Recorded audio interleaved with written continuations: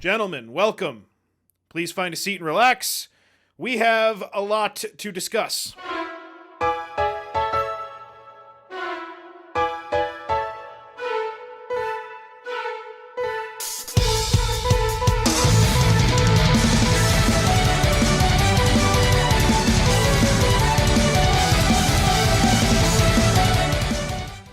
Welcome, one and all. I am KC. And I am DC. And we are two goddamn gentlemen bringing to you this and every week a celebration of all things post-nasal drip and pre-jacuzzi blowjobs. Head over to twogoddamngentlemen.com where you can find the links to our Twitter, voicemail, YouTube, and Patreon, which gets you access into our live Discord during the show. And it also gets you our bonus episodes, a new one of which we will be recording next week. DC, if you would please read back the minutes to last week's meeting. Thank you, Casey. As you all know, for those of you who've been following along, I brought in a gentleman by the name of DarkSydePhil, and Casey brought in a gentleman by the name of Mel Gibson. You all voted. Casey, let's see the upper echelon. Oh, there he is. But two things I notice immediately right off the bat. King Henry, still number one. Mel Gibson, a gentleman. And I guess three things, actually, that I noticed. There are only three actual gentlemen. Do we have the idea of this podcast wrong? Are we not getting it? I guess I think we're the ones that are wrong here for sure, because everyone seems to be in agreement that most of the people that we're talking about are not fucking gentlemen at all. DarkSydePhil getting a -5 spot. Russell Greer drops down below the poverty line this week. Jeff Wilpon still hanging out like the turd he is, and Shkreli right with him. Jerry Falwell, Jonathan Yaniv, and Maddox ends the the bottom of the barrel as the ultimate miscreant. Or maybe he's the goddamn gentleman. Maybe there are gentlemen and goddamn gentlemen. And these men on the bottom are just, they got a bad rep. Maybe they're goddamn gentlemen. Well, we were featured in episode 1. Where would you put us on this scale? Well, after all the nasty things you said about me, I'd probably get myself below the poverty line, goddamn gentleman. All those nasty facts I said about you. All of them. And all the truth behind them. It was terrible. Well, DC, it is just about time for the first nomination of the show. However, I would like to say why we're sitting here on a Thursday instead of a Friday. And that will lead right into my nomination. So we're here a night early because in, let's see, let me do some quick math. 8 hours from this moment at 6:03 a.m., I will have already walked into the surgical center to get my broken shoulder and torn labrum repaired in the morning. So instead of doing this show high on painkillers on Friday, here we are. I don't know if you made the right decision, but you usually make the right decisions. Who's your nomination for Gentleman of the Week? All right, well, following Mel Gibson is a difficult task because Sure. Mel is a goddamn gentleman. And as you pointed out, we've had 12 nominations thus far. I guess 10. We weren't nominated. We were confirmed gentlemen. So 10 Correct. nominations thus far, and only 3 have been considered gentlemen. Mel being one of them. I believe I've brought another. DC. Okay. This week, I would like to nominate the great Dr. John Bodkin Adams. Okay. Born in 1899 in Randleston, Northern Ireland, an Irish gentleman, something I always like to hear. He was named after his uncle, who was famous for his missionary work, mainly in China, so comes from a good family. His dad was a watchmaker. His missionary work in China. Wink. Yeah, how wink. His dad was a watchmaker, and he died when our young hero, Dr. Adams, was only 15 years old. So a tough childhood, but he was to persevere. He graduated university 1 year late, and as they called it, quote unquote, without honors, which seems a little nitpicky, but he already did better than me. So I'm not gonna. People who wait like 20 years are like applauded now. 1 year late, they're like, oh, that's quite dishonorable. So anyway, now he's a doctor. which is very exciting. He gets a job doing academic medicine, right? Okay. He's very bad at it. Now, well, that's okay, because in academic medicine, it's like you're expected to fail, right? No victims in academic medicine, DC.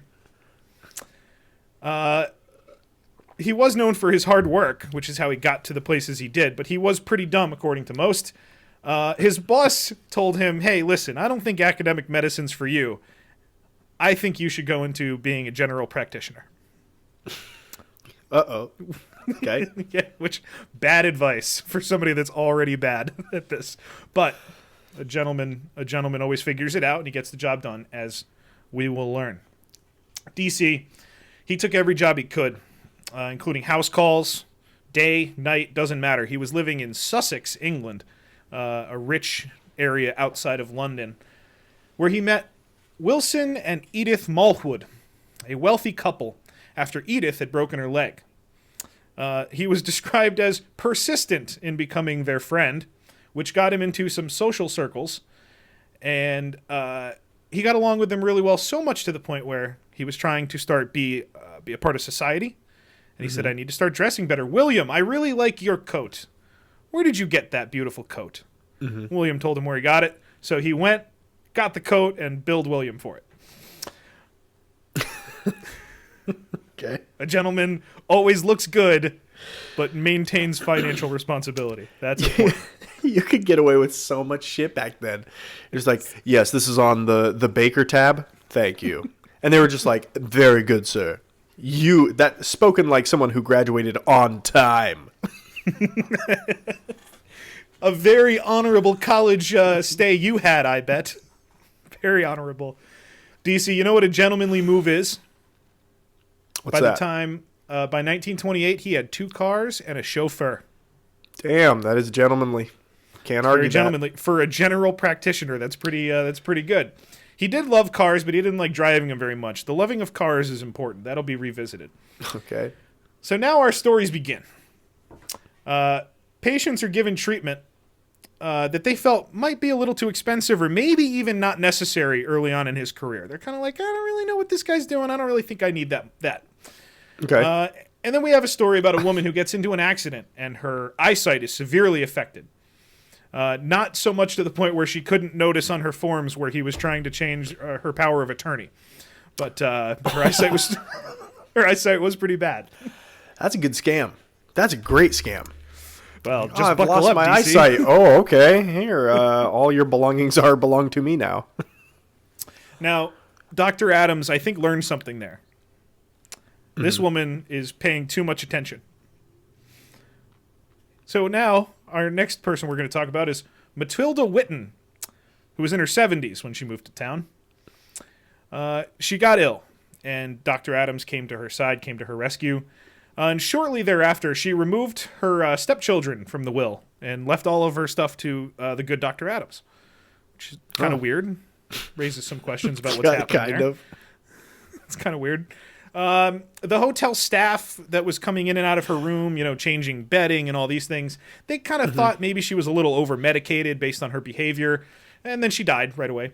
So John got all of her assets. Right? This was in a matter of how much time? What was the span of time? They weren't that clear. It seemed like maybe like 1 to 2 months. It would seem. That's kind of the way that's kind of the interpretation I got. It could be off. Okay, I was hoping it was like a week. it's like 38 hours. Yeah, I love this guy. This is the guy. Where's my will? So the family sues. And loses because a gentleman always wins, and he gets to keep all the stuff. So God I only bless put this America. in here. I only put this in here because it's early 1900s language, and it just made me happy. He did receive a threatening letter in which it said not to, quote, bump off any more wealthy widows. I've never heard the term bump off for killing someone before, but I enjoyed it. Yeah, or what did Porter Rockwell's boss tell him? To use them up? That's a very weird. Like the further back you go, the word for like snuffing someone out, it just gets weirder and weirder. Like pre Jesus times, it was like, hey, sniff his taint. You know what I mean? You know what I mean? Oh, yeah, I do. No, not that. Don't Kill do that. him. That's disgusting. Don't Kill do him, that. yes. You Gross. thinking. Now we reach That's a Agnes. sin. It certainly is. It certainly is. So now we reach Agnes Pike. Agnes was old and sick. Sounds like it. Yep. It seemed like she was dying. When she went into Dr. Adams' care, she wasn't really sure about the care she was receiving, and neither was her family. So the family decides that we're going to bring in a second opinion. And the second doctor that comes in is saying to himself, now why is she taking so much morphia and barbiturates? And the family's like, well, we don't really know. Let's go with you, the second doctor. And she recovered within the month. Back to normal. Totally fine. Not dying. Not dying at all. Now, that said, DC, going into my shoulder surgery tomorrow, my doctor has kept asking me to take my pants off when analyzing my shoulder, but I think it's too late now to change the thing, so I'm just going to go anyway. Just go anyway. What could possibly happen? I mean, what could go wrong? By the way, with that old woman, Agnes, coming off the meds and like recovering is probably like a terrible thing that happened to her because she was just zoned out every day, just on morphine and freaking amphetamines or whatever else he was giving her. That'd be a funny mix, morphines and amphetamines. You'd have like a 70-year-old zombie like rave dancing in the middle of the 20s, like da da da da, or however old he was. He looks like super old in this picture, but he also, I thought it was Winston Churchill at first. From that first picture, I'm like, he's a pretty good gentleman. What dirt do you have on old Winston? It does look a little like Winston Churchill, but yeah, the problem is he was born in 1899, so like no pictures of him exist until cameras were out when he was like 50 or 60. And everyone at 50 or 60 looked 90 at that point. That's true, because that was the end of their life. That's right. That's right. So Dr. Adams is not done improving himself as a person. He becomes a qualified anesthesiologist at a local hospital. Because my God. Because he wanted to kill people the most efficient, quickly way possible. He wants more hours, DC. There were reports, however, that when he was being the anesthesiologist during surgery, there were mistakes made. He didn't pay a lot of attention. He did a bad job. He wasn't very good at it, which is surprising, actually, to be honest. I thought he'd be good at it. And to be fair, I can understand it. I once ran a guy over with a forklift. No one's perfect. No one's perfect. Gentlemen. Especially not him that got run over. He wasn't perfect before, but he got further away from it after. He was... Why is your foot under there, dude? Be quick. Be quicker. All right, let's take a quick aside, DC, just to go through the good doctor's love life. It's very shrouded in mystery as to who this guy really was. He was engaged in the 1930s, but he never got married, and it was an amicable breakup. However, his fiancée had spread rumors that he was gay, which he would obviously not confirm, which was illegal at the time. So, yeah, you're not going to go out and confirm that, I don't think. Back then, it was like that was the unprovable accusation for women back then. Instead of the Me Too movement, it was the him too. Him too. He's gay too. Him too. What the fuck's a hashtag? Give me some of that Coke. Oh man! But yeah, that dude's totally gay. Put him in jail. So we'll revisit that. That comes up in a minute. All right. So things continue along the same path. Dr. Adams gets a patient. Patient changes their will. Patient dies. He's now become one of the richest and most powerful general practitioners in England, which doesn't sound that impressive. It's like the richest and most powerful accountant. Like, he's a general practitioner. Yeah. Richest and most powerful seems excessive. Most successful sounds fine. Speaking of getting successful, DC, he's now going to bring on 2 new clients. In 1950, he adds the most English thing of all time, the Duke of Devonshire, Edward Cavendish. Say that name again. The Duke of Devonshire, Edward Cavendish. Can you describe this guy for me? That looks like that man's name is Luther, and he works in a garage every week, I think that Just guy was my remaking, shop teacher. remaking and breaking down the same chair every week. He just, dude, that guy, he's staring into my soul. He certainly is. So, Dr. Adams now takes on the Duke of Devonshire and another old lady named Edith Morrell. This is Edith. I believe she's the human. I think you're right. I think you're right about that. So Edward and Edith become his patients, and then both die a couple weeks apart. And on their death certificates, John claims to have no financial gain from their death. Now, DC, little trivia here. Can you figure out why that would be important, that he puts no financial gain on the death certificate? Oh, because definitely he took it all. Of course. And if you're a doctor, you're licensed, right? You're trusted. Right. Mm-hmm. If you put, I have no stake in their death, no coroner gets sent in these olden days of England. Oh, my Lord. That was it, huh? That was the loophole. All it took. And I have a note here. A gentleman always learns from his mistakes, DC. And here he has. Here he has. So, now he's become friends with a gentleman named Roland Gwynn. Roland was a former mayor of some town or city in England, and he was a World War I veteran, greatly respected in the community. Yeah, he looks like a goddamn gentleman. He certainly is. Now, their friendship was, a little controversial because this guy here, Roland, was definitely gay. So there were questions about their friendship because they would go on shooting trips, which were guns at a minimum. Yeah, I bet there was a lot of shooting happening. Looked like I think they're right about him. I think he was gay. That big old cheesy smile he had holding up his gloves or whatever, and he's such a nice dresser. He's snappy for sure. So Roland here improves John's client base and introduces him to even more new people. And at this point, he is now one of the top 5 general practitioners in England, and his same routine will continues. Now, DC, if there's one thing that we've learned in the first month and a half of doing this podcast, it is that a gentleman cares. A gentleman is there to help others. That's what's important to him. He sets up 2 of his clients. He thinks they might hit it off. Jack and Gertrude Hullett, although as 1 in 4 women back then in England went by, she went by Bobby, not by Gertrude. So from now on, yeah, Jack that's a smart move. So Jack and Bobby get married.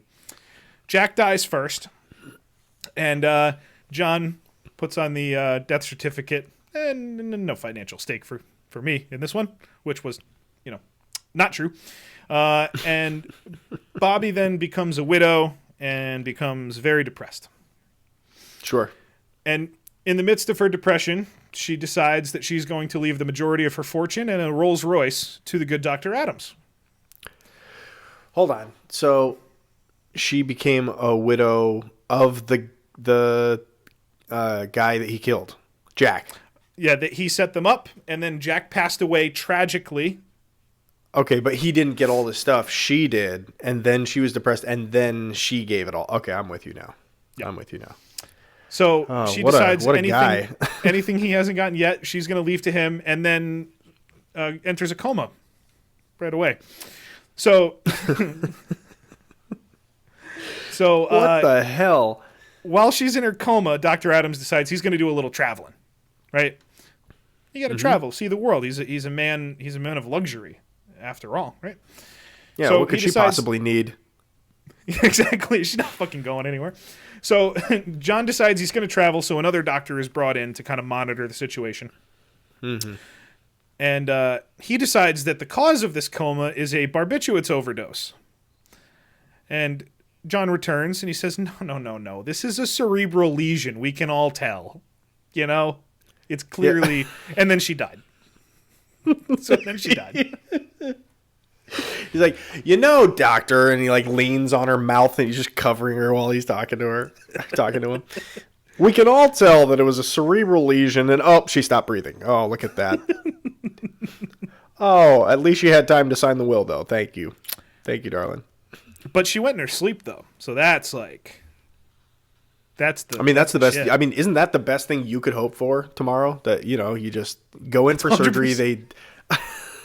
If you told me get in a car accident and die slowly in 8 years, or don't wake up and get free apple juice, like, those are the best snaps ever. You'd never know. You would never know. You would never know. I So mean, Bobby- there's, yeah. Bobby dies, and our good doctor, well, he's in trouble. He's in trouble now. Finally. Now an inquest begins, and that inquest, I don't know what that means, but it turns into a police investigation. I believe an inquest is like an inquiry, right? It seems like what it would be. Yeah. Inquisition, inquest, maybe. I don't know. So not only do the police start looking into it, but journalists start looking into it. Those pesky fake news. So the fake news decides that the stuff that they found, this Matilda Whitten case. I don't know if you remember Matilda. She left him a Rolls Royce and took all the money away from her grandkids or whatever it was. Yep. But they find not just her. They find a few, not dozens, but actually hundreds of wills that have been changed over the last decade or decade and a half, leaving the good doctor something in return. He only needed like one patient every 5 years, and he'd still be as successful. Yes. That dude went way too far. Way too far. Yeah, he overcommitted. He overcommitted to the bit. So the questions are raised about Bobby Hullett's death after the pathologist ruled her as an overdose as well, not a brain hemorrhage. But in all of this, inquisition, inquest, all these fun in-words, he is found to be maybe negligent, but certainly not criminally negligent. So no problems. We move forward. Oh, my God. Give them their money back. Give them their money back. What is England doing 70 years ago? Get your shit together. They were still heartbroken over 1775. No, that's what it was. Totally. They couldn't get over it. They got past it yet. So Scotland Yard begins to build a legal case against Dr. Adams, and they're going to pick a case to use. And they choose Edith Morrell. Now, DC, Edith kind of skated by our periphery here. This is Edith. Mm-hmm. She was a patient and died as the Duke was being brought on. Right. The problem with her case, however, was that she had no pain, but was given tons of morphine. So they were like, well, that just seems inconsistent. That doesn't seem right. And I personally see nothing wrong there. And if you have morphine that you don't want, DM us at 2gentlemenpod on Twitter, and we'll figure out a disposal way for you.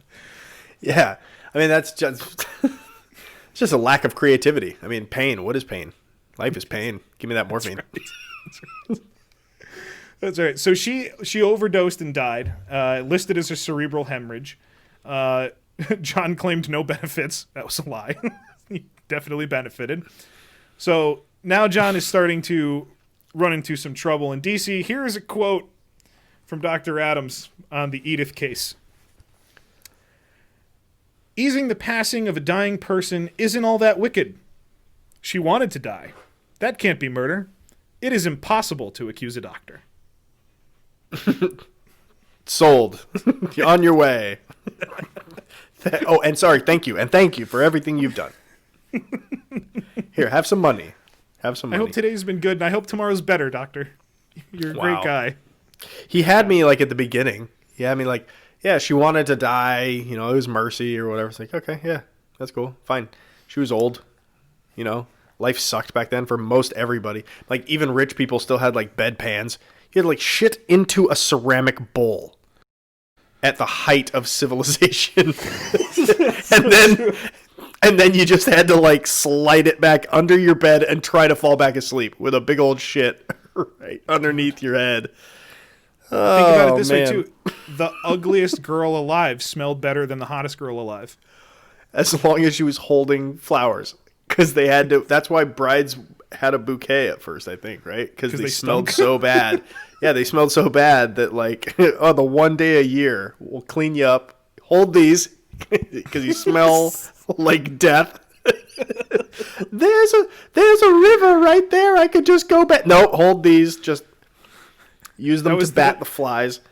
the corsage was a real flower because women would bury their head in the guy's chest. Like, okay, it's better. It's better than this wild beast standing in front of me. By the way, they told me I can't stains all down his leg. I can't use deodorant tonight or in the morning either. I was told. I think they're going to shave my armpit in the morning. That's going to be a fun time. Why not? Why can't you do the other arm that they're not working on? Well, I guess I can do that, but I'm going to not because they didn't specify. So that's I'm funny. Smell bad. You should do like extra exercises. Get them like even more stanky, because you'll be asleep. That's right. So I can't wait. matter. It's the best. All right. So it'd be the now, best if you like stayed asleep. If I just died, just dying in surgery. It's the best thing. There's nothing better than that. Mel Gibson, what's the greatest thing in the world? Well, you'd think I'd say blowjobs, but in fact, it's dying in surgery. That's why I do it in all my movies. That was surgery, right? In Braveheart? I think that was surgery. I think that's what that guy was doing. It was a procedure. There's no doubt about that. He was almost a better doctor than this John Adams. That's correct. I think almost a better doctor. So now the feds decide they're going to come to his practice, where they find, as they're walking in, him hiding morphine bottles in his pockets, like me stuffing a swimsuit edition between my bed and the wall when I was 14. Like, door handle. The warrant probably said, for morphine. We're coming here because morphine. And you walk in, and he's just stuffing morphine into his pockets like a cartoon. It's like, got ya? Oh, man. Yeah, I love that. I love that man. visual of him stuffing his pockets with all the shit. So he had tons more morphine and barbiturates in his office than anyone should have. And at that point, he is arrested for the murder of Edith Morrell.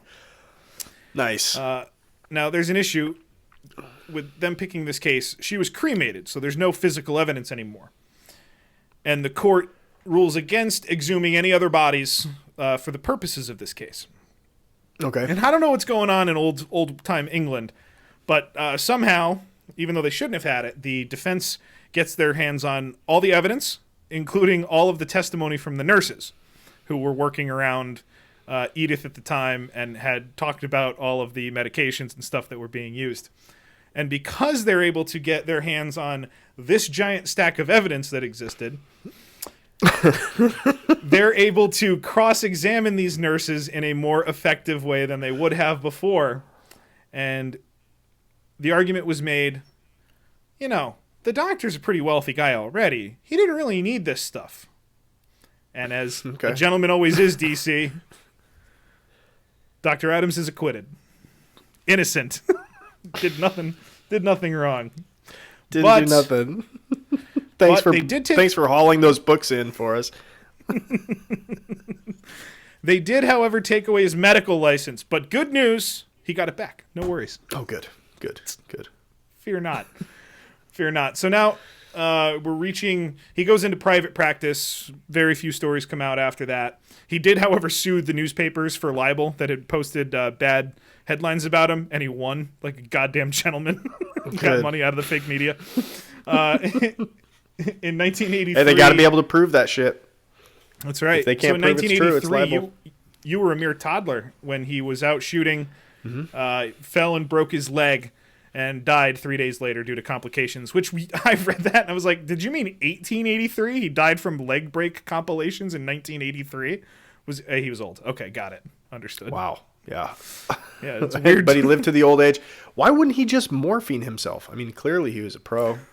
That's right. Well, because he was still Maybe shooting. He did. Maybe he broke the leg and then was like, oh, that's fine. This hurts a lot, but this is fine. This is what we prepped for, boys. And then he just opens his coat and just reaches into some random pocket, doesn't matter which, and just pulls out a morphine bottle. Just go. He's Done. Like a fucking... He just killed himself. He's a magician that keeps taking shit out of his pockets, but for him it's just morphine. It's like, morphine and barbiturates. Everywhere. Like every other one, you're like, ha. So after his death, they look at his assets and everything, he had over 400,000 pounds, which at this point is over 1.5 million pounds as a general practitioner, which is impressive. It's a good career. Yeah. In 2000, his court records became public, and Pamela Cullen wrote a book about him. These are my last couple of notes here, DC. Basically, the understanding was that the police had no idea about sociopaths or motives back in the day. They were just like, well, it wouldn't make sense for him to kill these people. So he probably didn't. He said he didn't do it. I mean, look at the way he's dressed. He's not a ragamuffin. He's obviously telling the truth. So it's unknown. He only graduated 1 year late. Without honors. The guy in the back, without honors, like every time.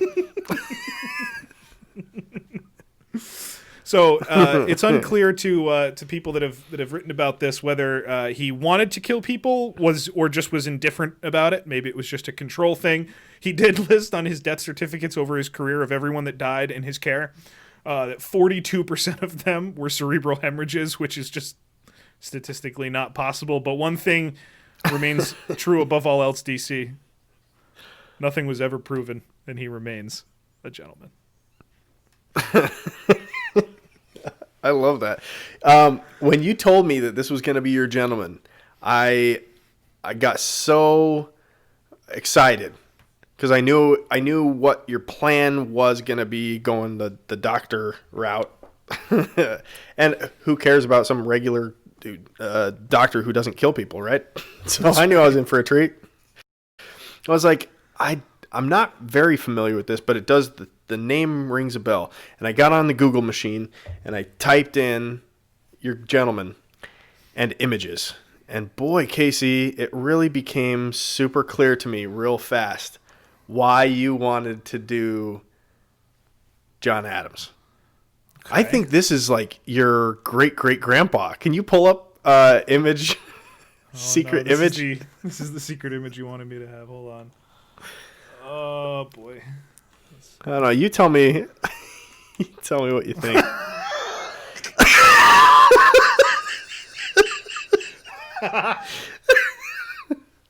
I see the resemblance there. Oh, Grandpa?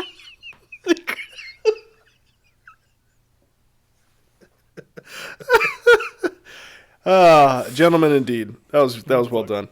Nice Who didn't who didn't make the cut for you this week?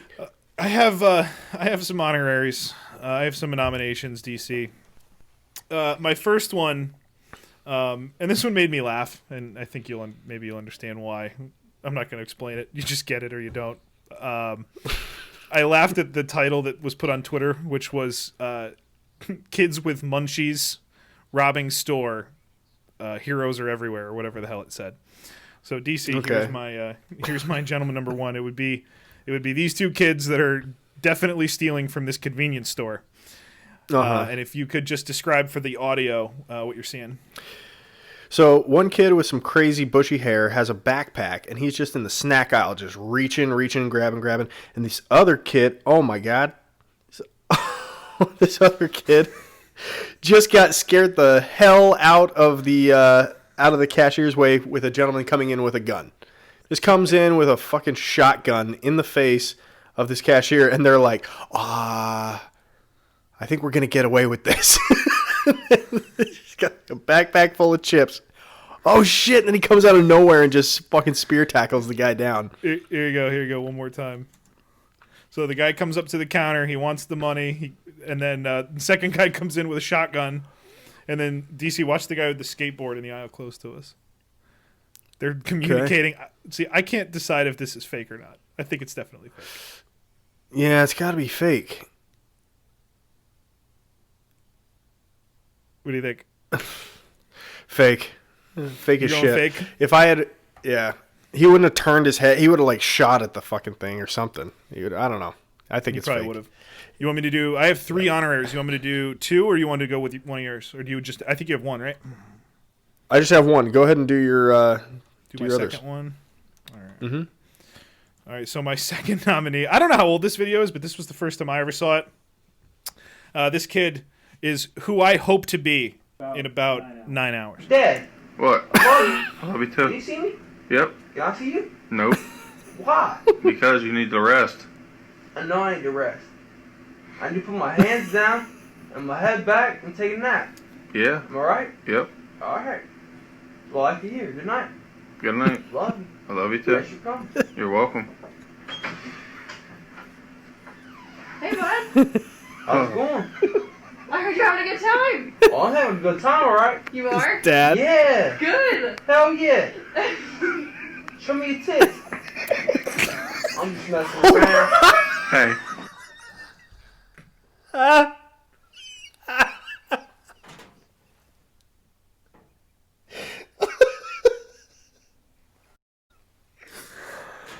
Oh my God, that was his mom. Oh, that's great. I love those videos. It's so funny. Are you gonna have somebody there taping you? No, nobody's allowed in anymore. Thanks, COVID. You messed up our fun.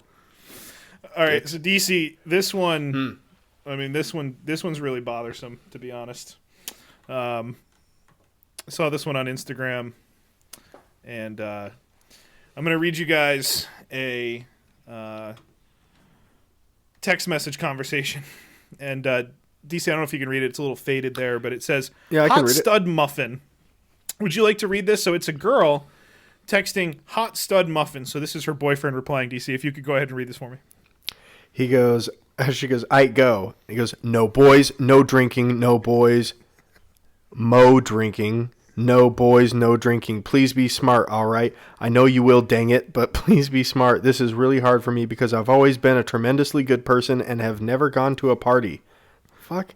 When I text you, you are to answer. The party is not and will not ever be more important than me. You better know what you are doing. Please don't do anything to ruin us. I know you, Jesus Christ. I know you won't, but a reminder never hurt. Around 9:30, text me when you'll be home. Have fun. Not too late. Can't have fun. You made sure of that. But it's nice that you added that. Have fun. I love you bunches. Oh my God. I don't know why I allow this, but whatever. Go. No boys, no drinking, and I love you. And you're calling me tonight, and I'm getting every detail. Jesus Christ. I couldn't tell if that was her dad or her boyfriend. Well, she called him Hot Stud Muffin, so I think it was her dad. I think so, too. I think you're right. KC, I'm excited about my honorary gentleman. There wasn't enough to go on, but this is actually a callback to a story you told me a long time ago about when you went go-karting with your buddies. And there was this one buddy who just kept getting the fuck in your way. And he didn't know what he was doing. And you wanted to put his face through the wall. And I actually found a video clip. It was like CCTV or something of that incident. Go ahead and play that for me. That's you. That's you there on the side of the... Watching at the side of the He's road. going to throw What's his he thing. doing? He's going to throw the part at What him. is Luca Corberry playing at? Come on. Oh, Luca Corberry, what on earth is he doing? That's my fault. I shouldn't have done that. That's bad I'm sportsmanship. sorry, that is absolutely unacceptable. Yeah, I can't I'm believe you sorry, did that. too. As Kramers sorry, makes too. a move on You should fast feel bad. lammers, You should feel bad. Luca Corberry. So after he walks across, the freaking guard that's like trying to stop him or whatever, he just like waves him off, like just is like, nah, I'm not gonna stop and talk to you. And then he goes and like they get in a fight in the pits. It's pretty great. Oh, I'm pulling it back up. The video wasn't cooperating with me. All right, here you go. Oh, As Kramers makes the there move you on go. fast lammers, So, Luca so Corberry watch this security makes person. himself public Come here. enemy number Come here. one. Nah. Fuck you. But watch this. Yeah.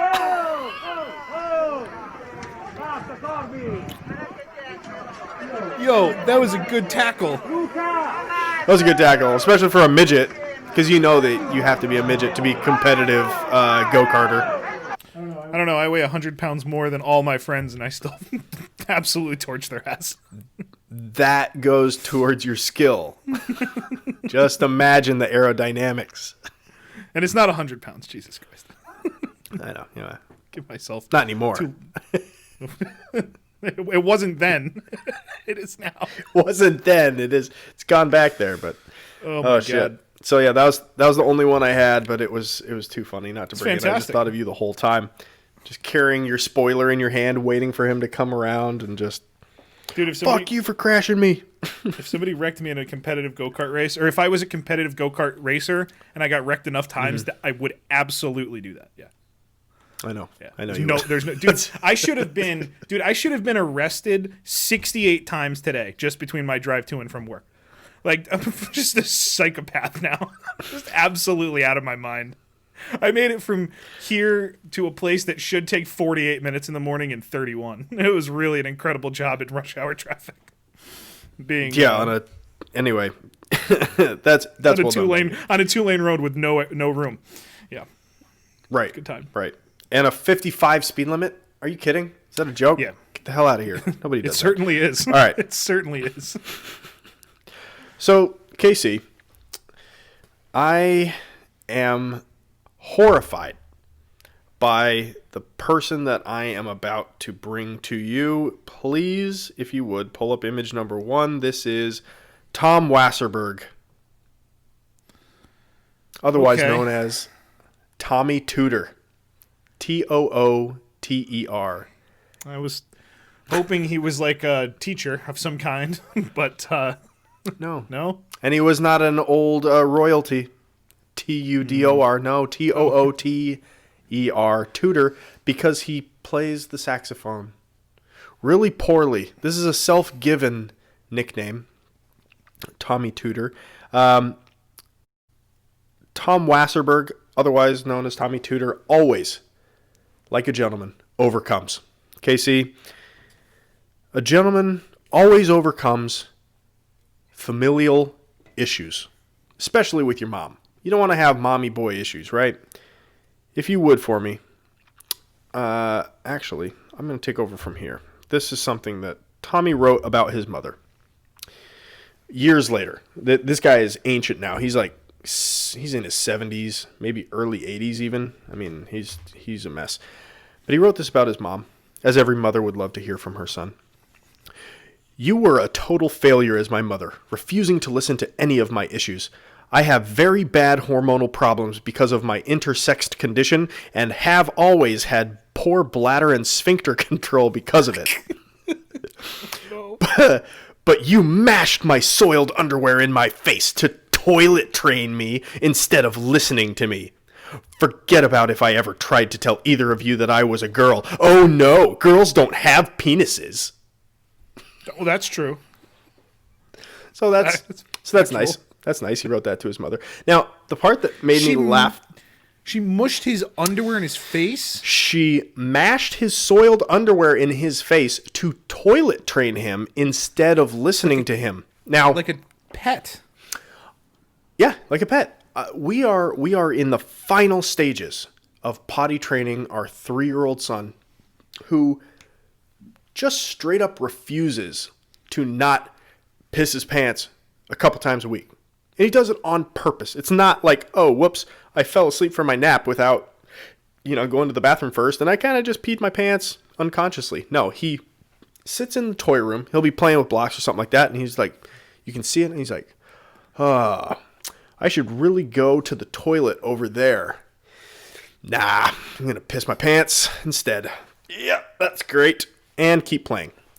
He does it once or twice a week, but he knows what he's supposed to do and what he's not supposed to do. What I would never do is take his soiled underwear, mash it in his face, but... You let your wife do that. Yeah, but he's saying, instead of, like you did that, instead of listening to me, he said his issues were because he was intersexed and he had bladder issues with his sphincter and shit. If my 3-year-old said that to me, like, Dad, why are you in my face? You know I can't hold it. I'm intersex, Dad. I've got to... And you know what this is, too? This guy has gone through... He's done the thing that we've all done 1,000 times, where you get either into a situation where you should have argued and you didn't, or you argued poorly. Mm-hmm. And you're living it back the next night, or that night, or the next day, or 58 times after that. This dude has lived this forever, and he's just made... He was a crying 3-year-old. He was your 3-year-old peeing his pants playing with his toys, not thinking a goddamn coherent thought in his head. Right. Meanwhile, he's like, no. I knew exactly what was going on at the time. It's like, You no, just needed to listen to me instead of was a- smashing my pee-pee in my face. she was a shitty mother? Yes, but you weren't that smart. She wasn't only a shitty mother, she was a shitty person. And you know how you can tell a shitty person faster than anything else? Their grammar. So, Casey, if you will please pull up image number 4. I want you to read this. This is a screenshot of Tommy Tudor's Facebook post where he outs his mom. Oh, excuse me. Did I... You said 4. You want this one? Yep, sorry. I changed them for you, and you must have downloaded them already. So we fucked it up anyway. So, Joan Wasserberg is this man's mom. Now, keep in mind, again, I said he was pretty old, right? Mm-hmm. What's this dated, this message? This is dated January 24, 2017. 3 years ago, this old fuck is talking to his mom on Facebook. Well, good for her. Still kicking. Well, we'll see about Maybe. that. Maybe. So, to preface this, he goes, Mom tried again today. Was I too harsh in my response? Go ahead and read just hers. The part that right, starts with you hung up. This is from Mom. You hung up on me last night? Question mark. Fine with me if you can't, capital H, handle a relationship. Just please know that I do not mind your sexual orientation. I think it's good.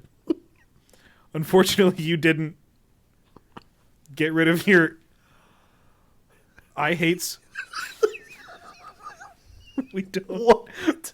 What is that word? I don't know. It's I hates. I don't know what that is. I was trying to think like, new oh, she Apple got product. fucked. She got fucked by the auto correct. But then I'm thinking like, you unfortunately you didn't get rid of your penis. Like that would have been the correct answer. I'm looking at the keyboard trying to figure out like what's near it. I don't know. Get rid of your I hates. We don't need to talk because I don't think Tamil, Jane, is a whole lot nicer than Tommy.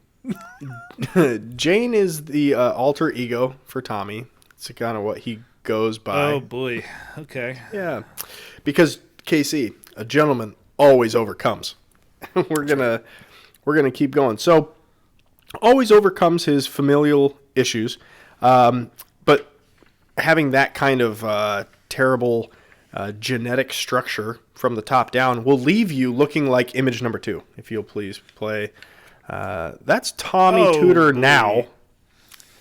This is a flattering picture of Tommy Tudor, I'll have you know.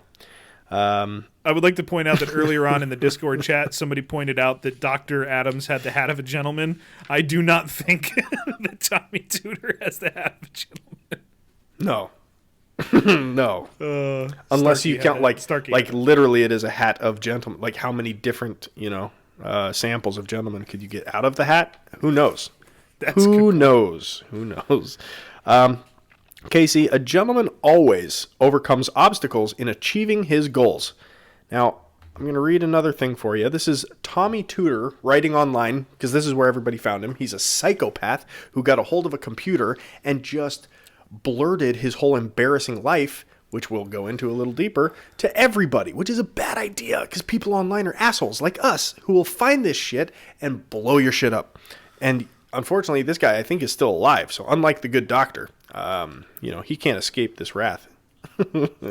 Tommy writes, when I was a kid, I'd have dreams of being somebody's wife, just like all the beautiful women in my family, and enslave some stupid, hard-working putz from a well-off family with my pussy. and be left with a fortune when I'm only in my 60s and the schmuck works himself to death. DC, you know the only thing better than that scenario? What's that? Dying in surgery.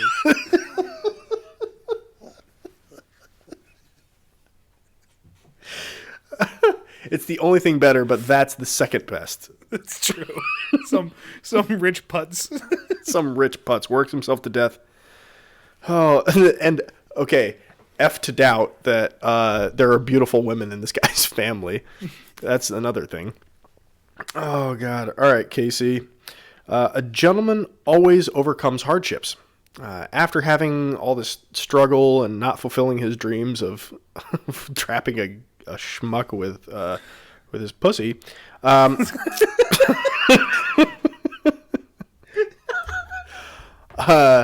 Tommy started becoming homeless. He dabbled in homelessness, and he would he gave it a shot. He gave it a go.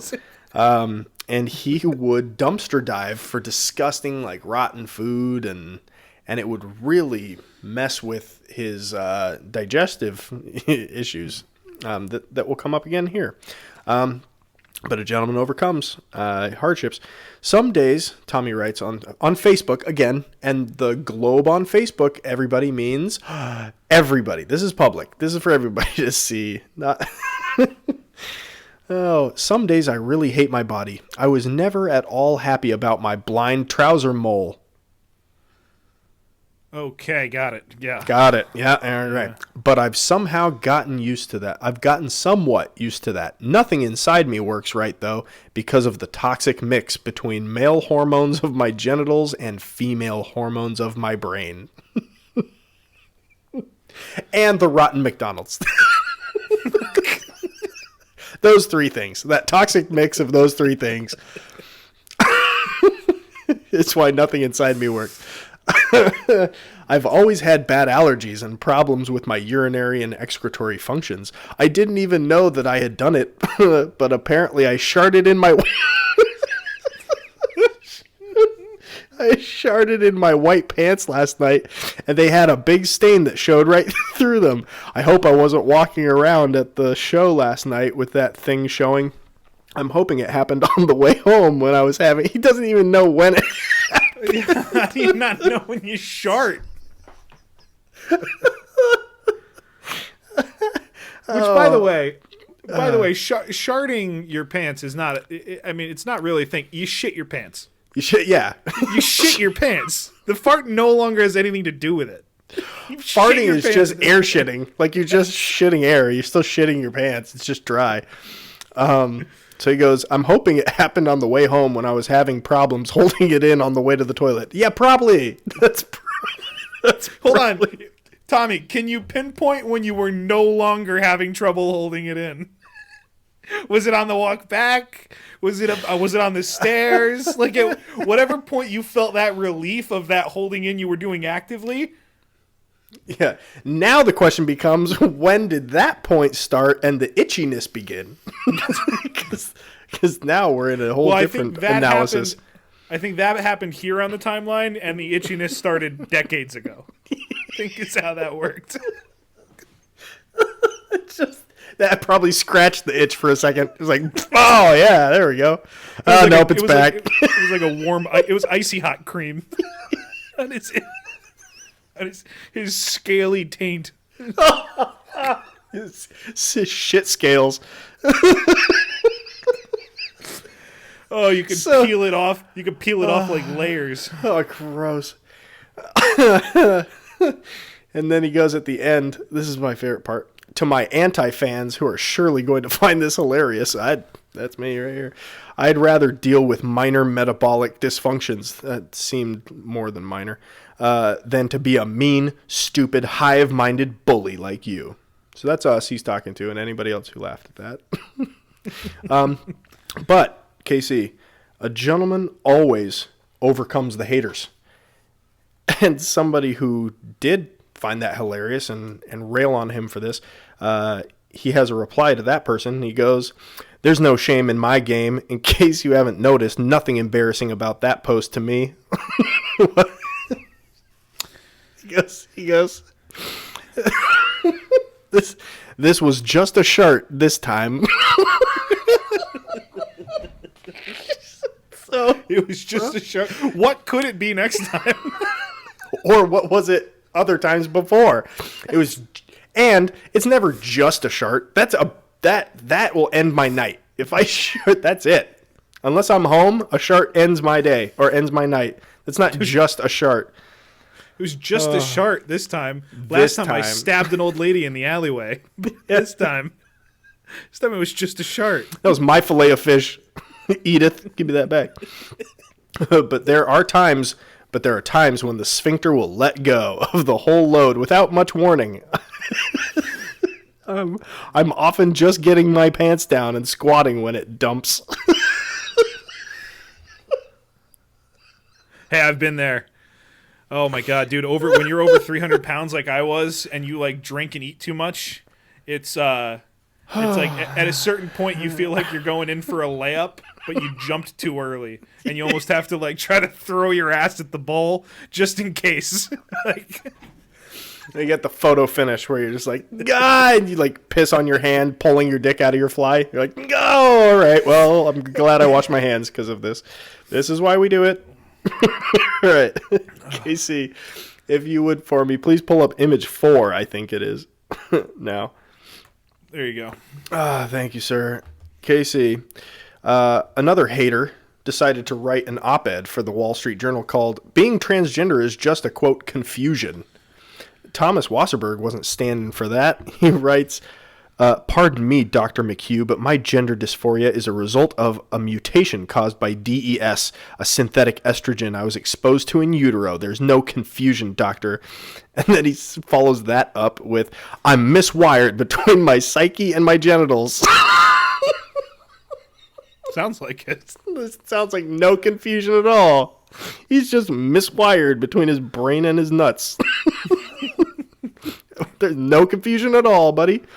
Physically intersexed. Oh, and physically intersexed to boot.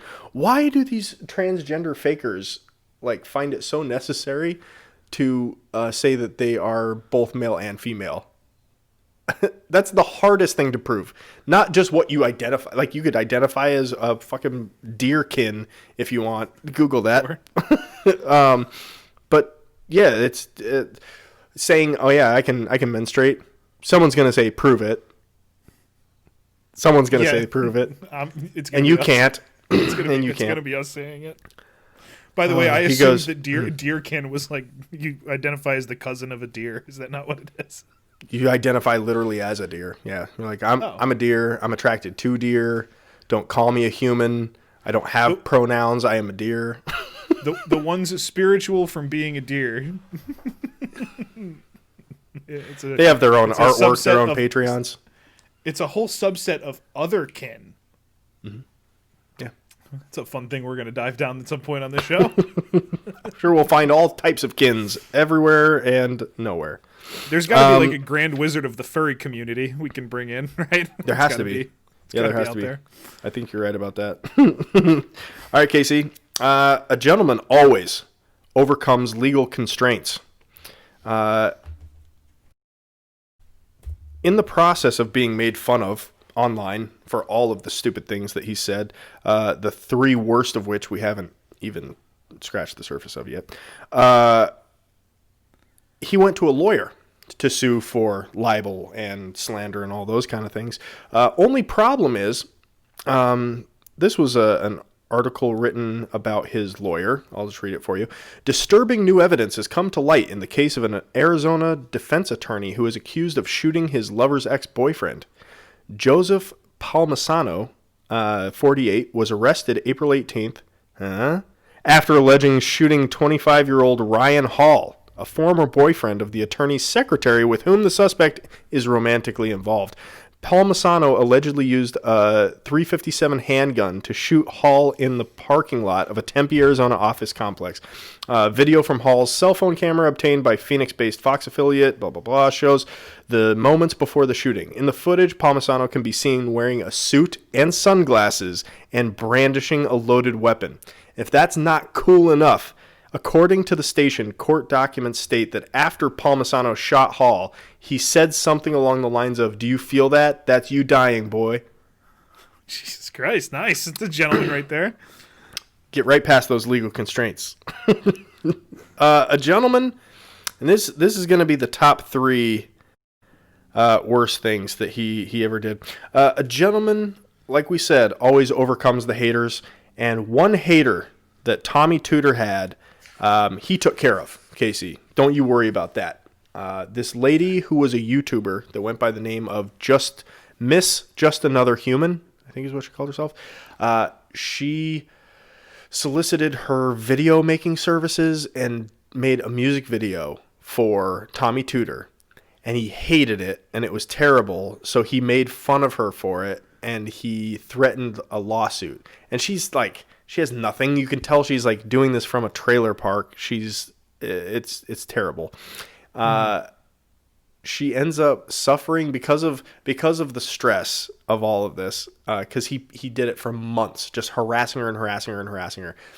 She ended up having a stress-induced stroke and killed herself because of this guy. Wow. All right, so you can't let this guy get to you like that, because this guy's something there. else.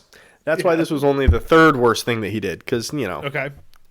She probably owed some taxes. Well, did she go in her sleep?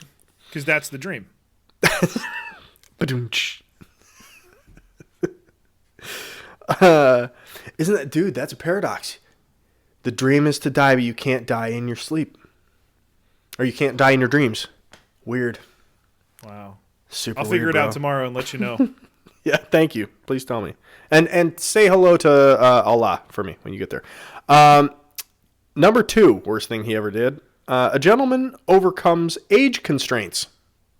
You got the legal constraints, you got the age constraints. Back when Tommy Tudor was... Somehow I feel like those are going to intersect here really quickly. It's a good word. The legal and age constraints. You would hope so, but the legal never comes into it, except theoretically. When Tommy was 28... actually, I'll let him... tell the story. He writes, I had some wonderful relationships with women going all the way back to the 8th grade, but none of them hated me enough to marry me. At the time I jerked off Janae, I was living with a welfare mama and her 4-year-old mulatto kid in a 1-room apartment with the kids sleeping in the closet.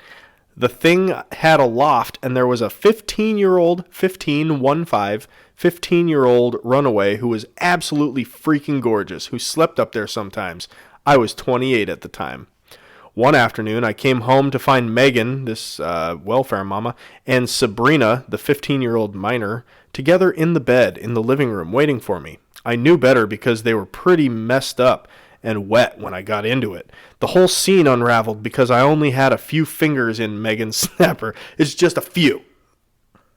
It's just maybe 3 or 4. A few? Just only a few. It was just a few. He goes, only had a few fingers in Megan's snapper. I've never tried. Not even the whole hand. Not even the whole... Jesus Christ. He said not even. I didn't even have the whole hand in there. Oh, my God. Come on. How long does that take, by the way, to work that scenario where you got to go 1 and then 2 and then, like, that just seems you like go 3, and you make a diamond, and then you make the snake. You make the snake, and then you stop because that's what kind of woman are you dating? You fit your entire fist in there. You stop, and Tommy rears back with a fucking fist. Tommy's like, Tommy rears back and pounds that thing straight in there. Right to the moon. So, let's see. Not even the whole hand past the wrist and was all over Sabrina, who I'd been lusting after for at least 15 months without ever getting more than long hugs and chaste kisses. So she was probably 13 when he started lusting. Probably. He says, Megan, thanks to Tyrone, Yakina's father, hated sucking dick and had a fuck me and get it over with attitude. She was a little mousy, showing some wear in the face, was a little flabby, and had stretch marks after 4 years. Thankfully, Tyrone lived in another city. There's nothing worse than a welfare mama with a jealous ex-old man you could run into. Jesus Christ. And he's claiming he's a chick. Yeah, he's claiming that, yes, he's a Chad. Oh, my God, dude. So, he tells this story that he was paying too much attention to Sabrina and not enough attention to the welfare mama, so she got pissed and kicked him out. And then the internet made fun of him for being a cuck, and then he changed his story. One of the two. Yeah. Unfortunately, they're not always that far apart. He backtracked on his story because he was getting made fun of so much that the roommate caught him like basically straight up raping her, and then he got the shit kicked out of him. So that might actually be the true story. I don't know. It might be made up. First off, whether it was one or the other, don't write about it. Don't write about it. Don't write. This is not autobiography material. Like if you were, hey, did you rape that 15-year-old? No, it was totally consensual. It's like, what? No, don't say that either. Oh, yeah, no. So he says about the girl when pressed on it that she was a runaway, and she had been sexually active since she was 9. So basically, it's fine because she was a mature adult by now. She's lived with so many other adults, and the girlfriend was obviously already pedophiling her. So it's fine. Totally fine. He did nothing wrong. And KC, as we saw on our intro video of him last night, he thinks the legal age of consent should be dropped to 9 if the 9-year-old wants to do it. Oh my god, dude! Because they're video, mature adults. You guys need to go look it up. So, DZ, what did you search? We'll put it on the website. Okay. I'll put it underneath the episode. I'll put the video link of that underneath the episode as a placeholder until we get the episode there. We were crying laughing. Somebody made like keep this guy out of your neighborhood video, but they did it to like the cinematic like boom boom sound. Bomb. And it was go so to funny. twogoddamngentlemen.com. Just it's a fucking amazing video. Now, Casey, last and certainly least, a gentleman always overcomes species constraints. Casey, did you know that it's normal practice for a dog breeder to just masturbate their dog? No problem. It teaches them loyalty. It teaches them to obey you. Because true? Where are they going to get their... It's one of those things where it probably is true.